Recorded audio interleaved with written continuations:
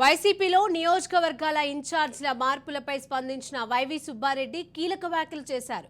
175 నియోజకవర్గాలలో వైసీపీ అభ్యర్థులు గెలిచేందుకు ఈ మార్పులు చేర్పులు చేస్తున్నామని సుబ్బారెడ్డి అన్నారు. సీఎం జగన్ తనకు ఏ బాధ్యతలను అప్పగించినా చేస్తానని స్పష్టం చేశారు.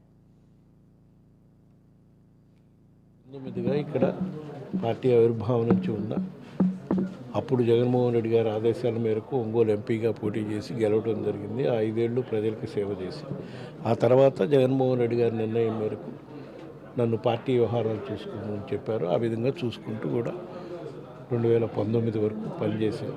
కనుక అధికారంలోకి వచ్చినాక ఆయన ఏ బాధ్యతలు అప్పచెప్తే టీటీడీ చైర్మన్గా కానివ్వండి, పార్టీ బాధ్యతలు కానివ్వండి, ఆయన ఏ బాధ్యతలు అప్పచెప్తే ఆ బాధ్యతలు చేస్తూ ఉన్నాం. ఇప్పుడు కూడా జగన్మోహన్ రెడ్డి గారు ఏ నిర్ణయం తీసుకొని ఏ బాధ్యతలు అప్పచెప్తే ఆ బాధ్యతలు చేసేదానికైతే నేను సిద్ధంగా ఉన్నాను. కానీ ఒంగోలు ఎంపీగా నిలబడటానికి మాత్రం నేను లోగన్ అడిగినప్పుడే చెప్పాను. కంటిన్యూగా 2019లో కూడా నిలబడి ఉంటే కంటిన్యూ అయితే బాగుండేదండి. గ్యాప్ వచ్చినాక ప్రజలకు మనం సమాధానం చెప్పలేము.